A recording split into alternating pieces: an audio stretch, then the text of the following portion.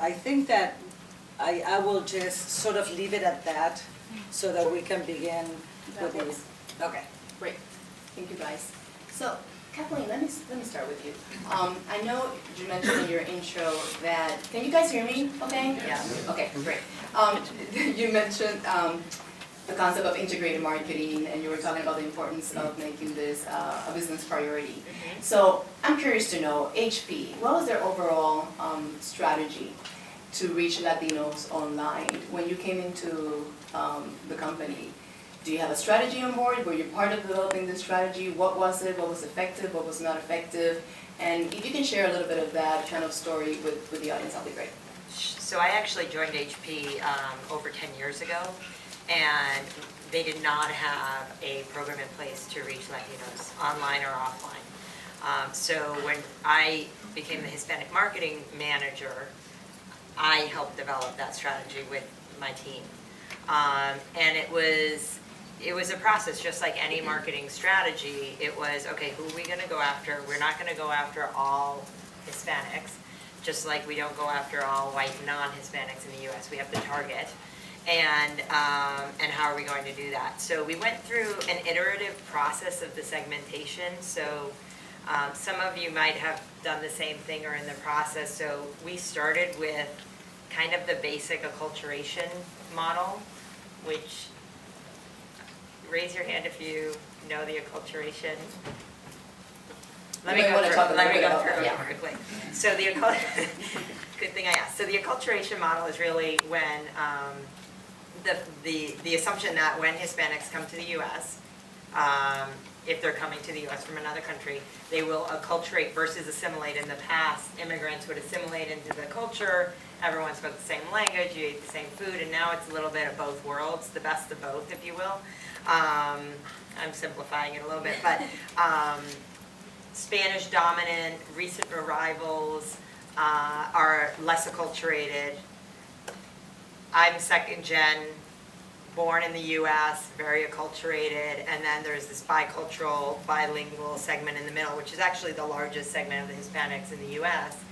And we said in HP, we didn't have the structure to go after the less acculturated. We assumed we were getting the acculturated with our general market program, so we targeted the bicultural, bilingual youth more than anything. So you have to get the parents, because some of our products, HP's products, are expensive. A PC, a notebook is expensive, so you want the parents to be on board, but the kids are oftentimes choosing what they're going to use for school or for play.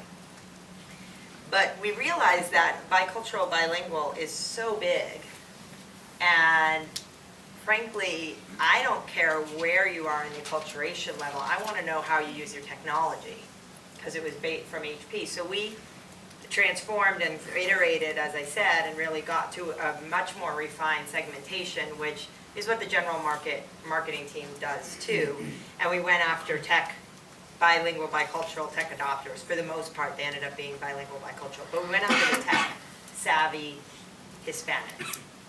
And then when we went to market, it was really, do we go in English or Spanish or bilingual, depending on which part of that tech-savvy group we went after. And so that was the first step, which actually wasn't our first step. We got there after a little bit of time in market, which is one of my learnings.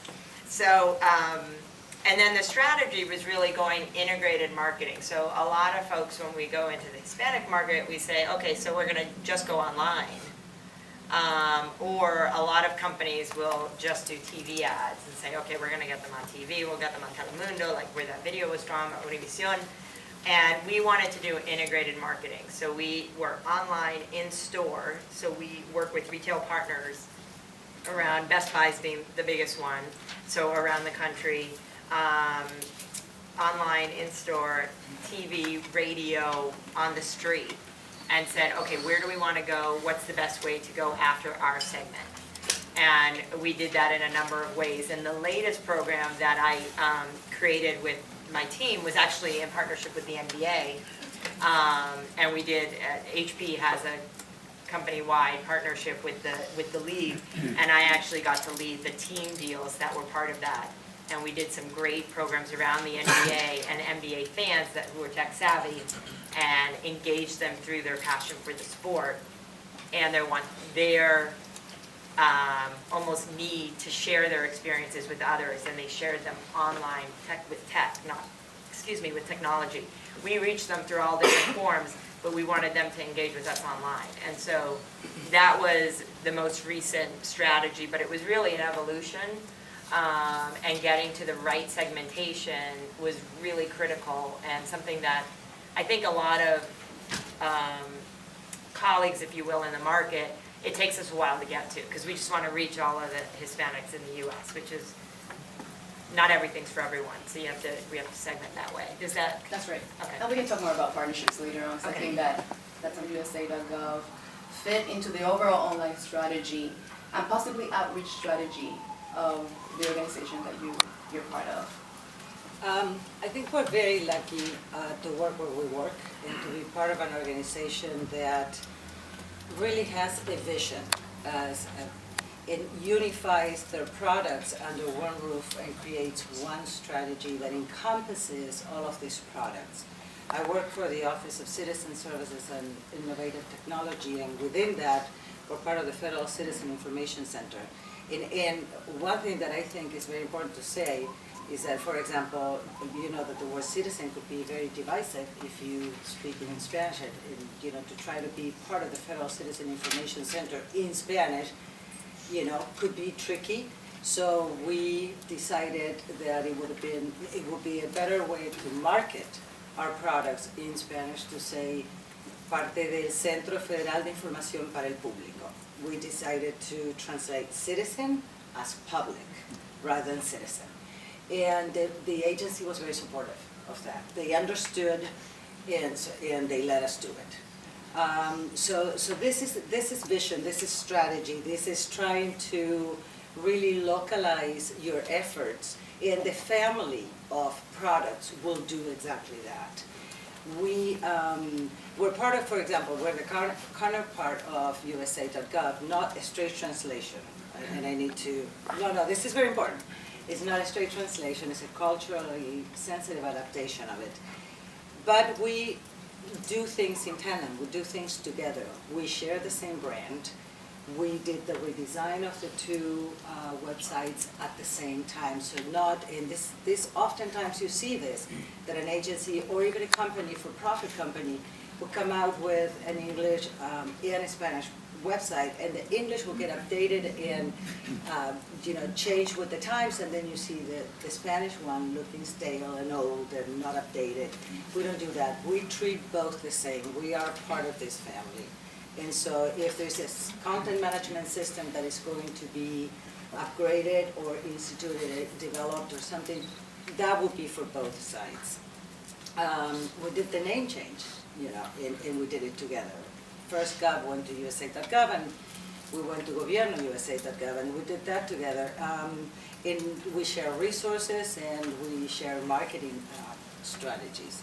So I think in that respect, we're sort of breaking ground here in the government arena, because there aren't that many agencies that have this type of mechanism.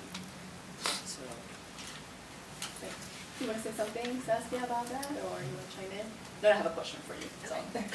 We can go to the next one. Yes, don't worry about that. I actually am very interested. We talked a couple of weeks ago, Saskia and I, about kind of your marketing and outreach strategy and your branding strategy, which I think is very fascinated.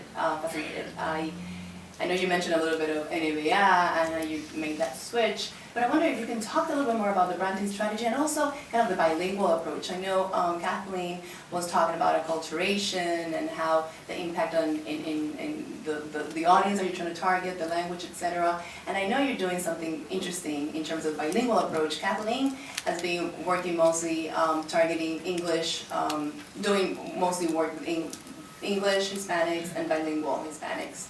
And Gobierno USA is mostly Spanish dominant.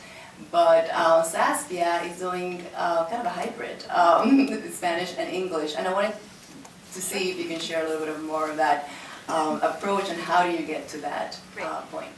So, part of it is what Kathleen said. Before you even start thinking about a strategy, you have to understand who you're going after. Because if you don't know that, you will never come up with a strategy that's going to be efficient enough to drive your business. And so for the NBA, the bulk of our Hispanic fan base is bicultural, bilingual Hispanics, and this isn't new. We've really owned this market since we've been targeting Hispanics. So back in 2000, when that first census came out and everyone was trying to scramble to see what they were going to do, it was primarily, the bulk of the market was primarily unacculturated Hispanics. So recent arrivals, Spanish dominant. Even back then, we lived in the bicultural, bilingual world. That has shifted, so the 2010 census is expected to show this huge growth in the bicultural, bilingual segment, and that now dominates the Hispanic market. So this isn't a new market for us. It's a market we've been living in for many, many years. And what we've learned over the years is, even with our programming on Telemundo, is that our Hispanic fans are watching us on English. They like to watch our games in English. So they like to consume some media in Spanish, they like to read some articles in Spanish, but they like watching the NBA games in English. It's part of like the American experience of this all-American sport. And so, for that reason, the Telemundo ratings back when we had the games on Telemundo weren't that great. We are no longer on Telemundo. We are on ESPN Deportes, though. But this has really helped to shape our strategy, and that means that, okay, so how do we really cater to this audience that's living in both worlds? They're very in touch with their cultural background, but they're also very in touch with the American culture and navigate back and forth, very comfortably and freely. And so part of what we did is, this NBA, it's not in language, it's not a Spanish language brand. It's not something that's targeting Spanish dominant Hispanics. It's in culture. So whether they are fluent in English or fluent in Spanish, La NBA, they've grown up with it. I mean, they've grown up with it if they're from South America. They've grown up with it if they were born in the U.S., but they have Latin family or parents that have grown up with it. So it was very relevant. It's what we call in culture. It's not in language. So that was one. And then the other is understanding, okay, so they like to watch the games in English, but what do they like to consume in Spanish? Or should we be having anything in Spanish at all? And what we did find is they like to read articles in Spanish. They like to follow our Latino players because that's sort of the emotional connection to the game. So part of our web